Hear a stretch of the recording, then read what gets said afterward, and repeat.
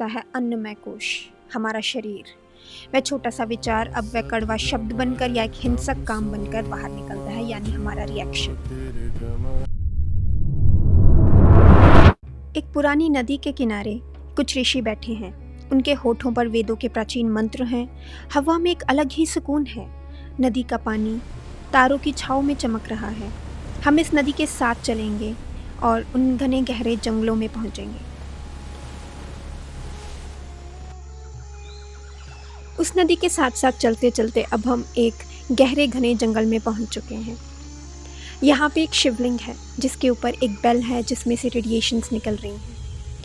अगर हम देखें तो वहाँ एक संत भी बैठे हैं जो बिल्कुल मौन है, बिल्कुल स्थिर हैं, लेकिन उनके मन में अब एक विस्फोट होने वाला है, जिससे हमें पता चलेगा कि हमारा थॉट ओरिजिनेट कैसे होता है।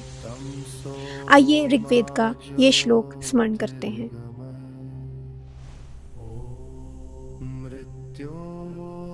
शुरुआत में केवल एक स्वर्ण गर्भ था, एक बीज था जिससे सब कुछ पैदा हुआ। Let's travel into the journey of thought now. एक बिंदु से रोशनी की लहरें निकलती हैं, सुनहरी नसें पूरे मन में फैल जाती हैं और अंत में एक चमकता हुआ कमल का फूल खिलता है।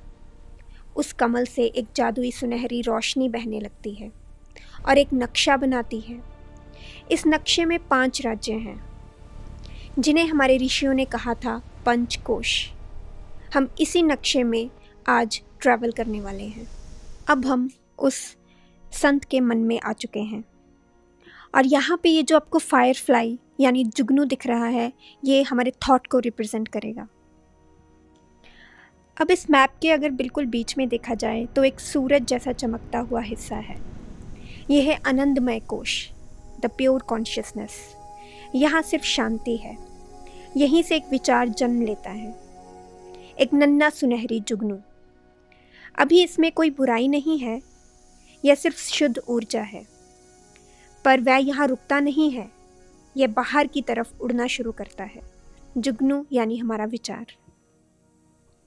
जैसे ही जुगनू अगली परत में आता है, उसे मिलता है विज्ञानमय कोश।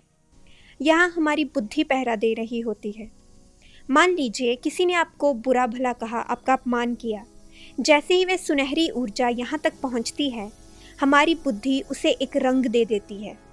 वह कहती है, उसने मेरा अपमान किया है, मुझे गुस्सा करना चाहिए। बस यहीं पर वह शांत सुनहरा जुगनू अब एक जलता हुआ लाल अंगारा बन जाता है। अब यह क्रोध बन चुका है। अब यह लाल जुगनू ट्रैवल करने लगता है और पहुंचता है मनोमय कोश के बादलों में। यहाँ भावनाएं राज करती हैं। जैसे ही यह लाल जुगनू अपने पंख फड़फड़ाता है, मन के शांत आकाश में कटीली लहरें उठने लगती हैं। इन लहरों को कहा जाता है हमारी वृत्तियाँ। यह लहरें आपकी आंखों पर पट्टी बांध देती हैं। अब आपको ना वह संत याद रहता है, ना वह शिवलिंग, ना कोई शांति। आपको सिर्फ अपना गुस्सा दिखाई देता है। सामवेद कहता है, उस ओम की पूजा करो जो कभी न खत्म होने वाला संगीत है। अब अगर हम मन की बात करें तो मन में 3 रास्ते होते हैं। एक सफ़ेद और शांत रास्ता यानी कि सत्व, एक जलता हुआ और बेचैन रास्ता यानी कि रजस, और एक अंधेरा आलस भरा रास्ता यानी कि तमस। इसे हमारे शास्त्रों में बोला जाता है हमारे 3 गुण। गुस्से का यह जुगनू शांत रास्ते को छोड़कर चलते हुए रजस के रास्ते पर दौड़ता है। और यहाँ सबसे बड़ी बात होती है, यह जुगनू जहाँ जहाँ से गुजरता है वहाँ की ज़मीन को जला देता है। अब अपने पीछे एक गहरी काली खाई छोड़ता जाता है। इसे ही कहते हैं संस्कार। संस्कार का मतलब है वह निशान जो आपकी आदत बन जाता है। ये हमारे फुटप्रिंट्स ही हैं जो हमारे संस्कार होते हैं और हमें लगता है ये हमारा स्वभाव यानी आदत है। कल आपका गुस्सा शांत हो जाएगा, आपके अंदर की काली खाई फिर भी रह जाएगी, यानी कि आपके फुटप्रिंट्स रह जाएंगे और ये हमारे फुटप्रिंट्स जन्मों जन्मों से हमारे साथ चलते आ रहे हैं। अगली बार कोई भी छोटी सी बात होगी, आपका विचार उसी पुरानी खाई में जाकर गिरेगा। अब वो जुगनू उस मनोमय कोशा से बाहर आ जाता है और आपके शरीर में बिजली की तरह दौड़ता है। इसे कहते हैं प्राणमय कोश।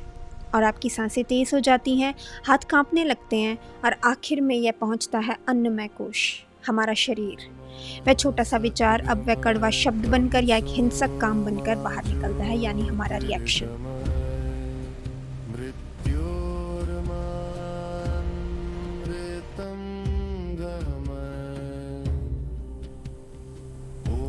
हमारा तो सफ़र ख़त्म हुआ, लेकिन अगर हम उन संत को देखें तो उनके भीतर भी विचार उठते हैं। पर एक बड़ा फ़र्क है, हमारा जुगनू केंद्र छोड़कर भाग जाता है और भटक जाता है, पर एक संत का विचार कभी अपने घर उस आनंदमय सूरज को नहीं छोड़ता।